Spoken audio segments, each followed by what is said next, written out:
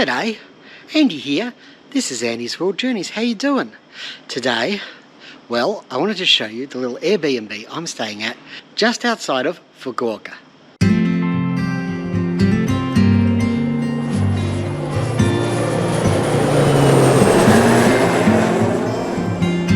Do you miss me at all? Do you think about the things we used to do?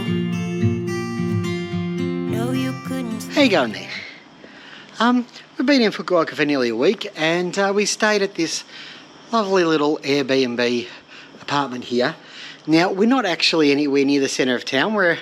We take the Shinkansen, one stop, only cost about $250 US, maybe even a bit less, to go this one stop from the centre of town to the station of Hakata Minami. And it's about a 5-minute... There goes the Shinkansen right now. It's only about a 5-minute walk from the station, if that. And we've got a lovely modern flat. And so I thought it would be great to just give you a little review of what you get in Japan when you Airbnb.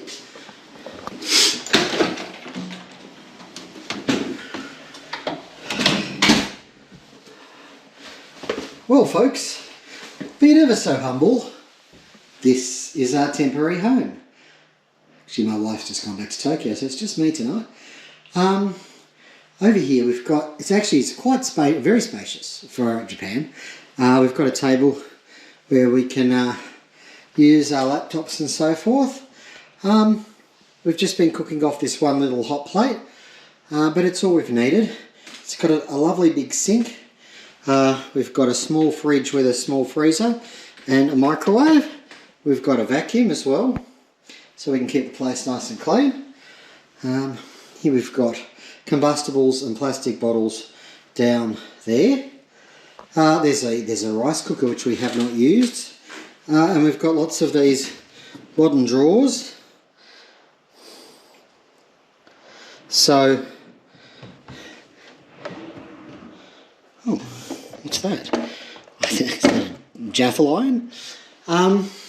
And up here, glasses, cups, bowls, plates, and a bit of space. So basically, it's pretty good setup. Over here, this is the rest of the living space here. We've got a TV. It's not a smart TV, but it's a decent sized TV. We've even got an air purifier, air conditioner / reverse cycle, comfy couch, and we'll start over here. This is the bedroom we've been using here, and it's got 2 proper beds. In Tokyo, I was sleeping on a mat on the floor. This definitely makes my back happier, I can tell you that. And it's quite a spacious room with an air conditioner, and it's all super clean. It looks like it was either built or remodeled recently.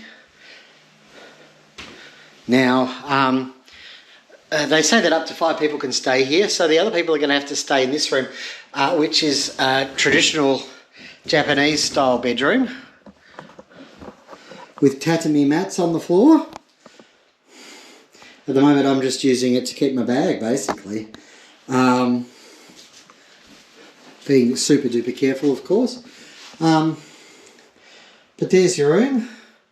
It's got these mats, and if you have extra people, then I presume that the host will provide bedding for them. But there is a mattress in here, just down there. But there's a couple, actually. It might be 4. So yes, this room isn't really a room we've used, but we could have.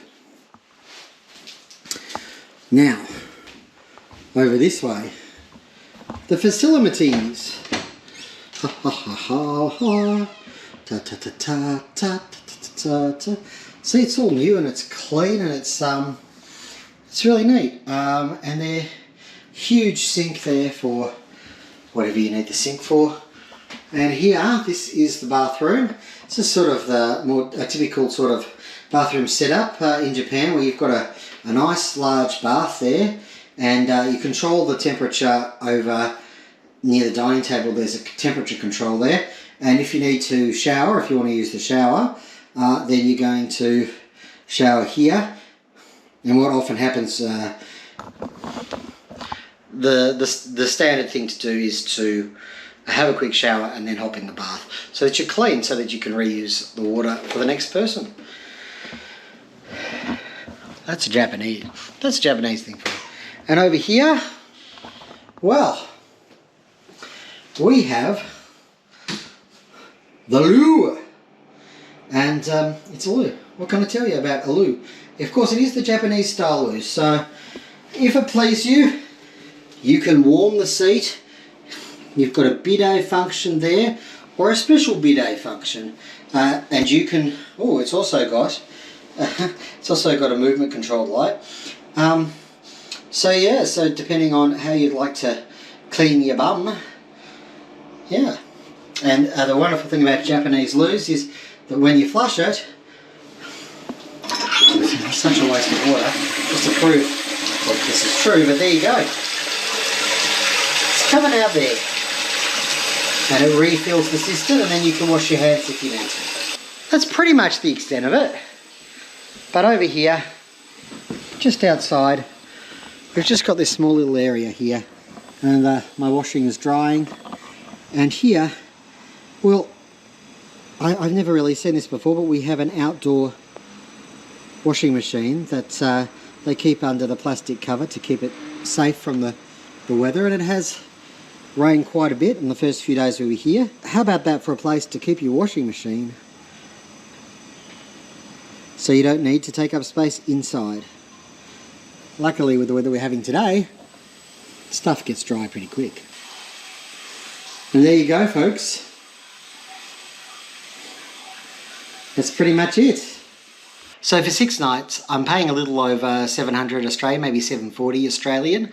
So I don't know what's this, about $135, $140 a night Australian. So it's probably around about the $100 mark US per night, which in Japan is really good. Look, I don't find in general that Japan is an expensive destination, but accommodation and hotels especially can be. So this is pretty decent. It's a good space. It's a very good space. And you can relax and just chill in the evenings. So I'm very happy with this Airbnb. So the last few Airbnbs I've had have been really good, actually. So this is another one. And haven't had much contact with the host, which is fine. Pretty much understand how everything works, I think. I think if you are coming to Japan and you're considering Airbnb, it's not a bad option. Not a bad option at all. Anyways, don't forget to like, comment and subscribe to the channel. I really appreciate it, and it helps the channel to keep on growing. Also, if you hit that little bell, you can get notified when the next video drops. Boom. Little bit of YouTube-based humour there. Thank you very much for watching this vlog. Take care wherever you are in the world right now. May the journey never end.